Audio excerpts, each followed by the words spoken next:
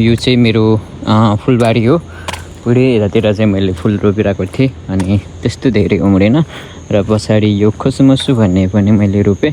सायद अर्को साल चाहिँ दामी हुनेवाला छ। Hi everyone, welcome back to my new video after long time. फेरि मैले चाहिँ युट्युबमा भिडियो अपलोड गर्ने सोच गरिरहेर भिडियो बनाउने ट्राई गरेँ र अहिले चाहिँ म ड्युटीमै नै छु। यो ड्युटी लगभग बिहानको ड्युटी सक्यो। आज चाहिँ आइतबार हो। सो अनि आज मेरो आइतबारको दिनमा चाहिँ के गर्छु यो भिडियोमा समेट्ने कोसिस गर्नेछु है त। Look at this my beautiful flower and पानी परेर रयल वेदर गरिरहेको छ। अहिले चाहिँ मेरो चाहिँ बिहानको ड्युटी सक्यो। अब यसमा मैले चाहिँ थर्खाडी टिप्न जाँदैछु। मेरो थर्खाडी कस्तो भयो भन्ने कुरा पनि तपाईँहरूलाई देखाउने वालामा छु रे क्या। अलिकति मेरो बुलाइ चाहिँ फरक स्टाइलमा छ होइन। मुखमा चाहिँ कोपीको खाइरहेको छु। सो त्यस्तो हो। अनि अहिले यो झारहरू चाहिँ पुरै फुल जस्तो राम्रो फुलिरहेको छ। मैले जानी नै छोडिदिएको अरू झारहरू चाहिँ मैले सबै काटेर क्लिन बनाइदिएको छु। कम्पनी वरिपरि चाहिँ एकदमै सफा राख्नुपर्छ। अनि यो चाहिँ मेरो कन्टेनर हो भन्न मिल्दैन, मेरो नै हो, अरू कसैको होइन। अनि यहाँ चाहिँ मेरो सब्जी बारी छ थोरै।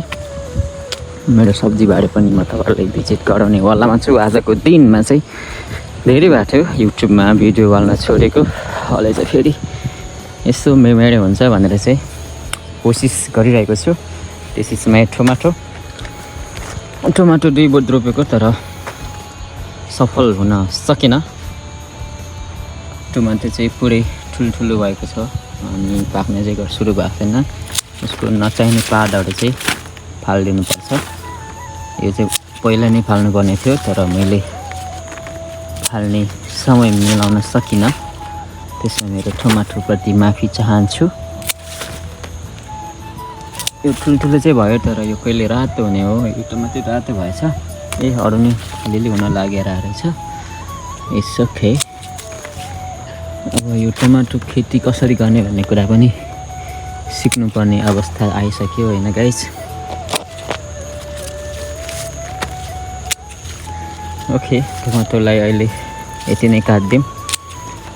अब यो कतिको रातो हुन्छ। वाउ, खुर्सानी फलेछ गाइस होइन। अलिअलि खुर्सानी टिप्नु पर्यो। वाउ, यो चाहिँ एकदम अर्ग्यानिक हो होइन। यसमा कुनै विषादी प्रयोग भएको छैन। अब म खुर्सानी लभर चाहिँ होइन त्यस्तै धेरै, तर पनि यो रोपिसकेपछि टिप्नु चाहिँ कर्तव्य नै पर्छ। सो अनि यो चाहिँ मेरो मेलोन भन्छ कोरियन भाषामा। नेपालीमा चाहिँ के भन्छ मलाई थाहा छैन। यो चाहिँ खासै सप्रेको छैन। मेरो भेन्टा अस्ति नै टिपियो अलिकति, त्यस्तो धेरै फलेर रहेनछ। वाउ, यो हो नि त पारा। यसरी लत्रम्म फल्यो भने त अनि त बब्बाल भइहाल्यो नि। यो नचाहिने हाँगा बिगा पनि काटिदिनु पर्छ यसको पनि। तर यसको त यहाँ सानो फलिरहेको रहेछ होइन। ठिक छ। जस काँक्रा चाहिँ राम्रैसँग फलिरहेछ। यहाँ मात्र नभएर यता पनि छ। Look at this. वाउ लतरम्म फलिरहेछ काँक्रा चाहिँ।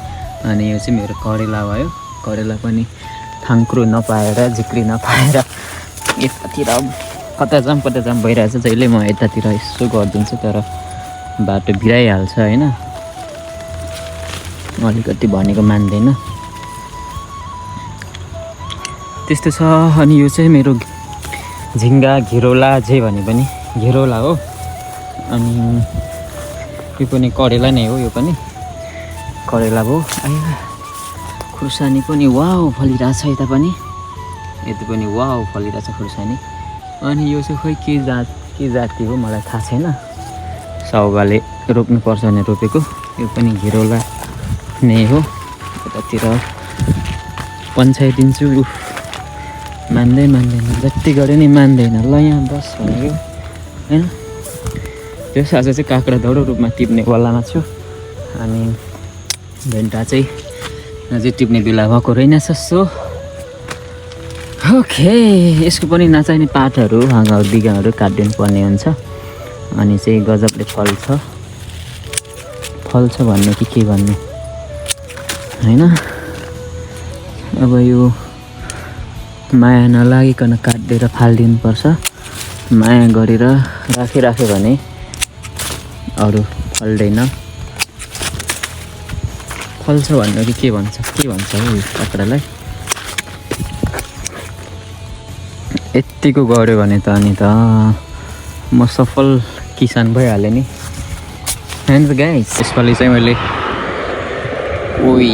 काँक्रा खुर्सानी दामी तरिकाले टिपेँ। एकदम एक फागुनी नै अझै पनि फल्ने क्रममा नै छ। सो मलाई चाहिँ यति नै।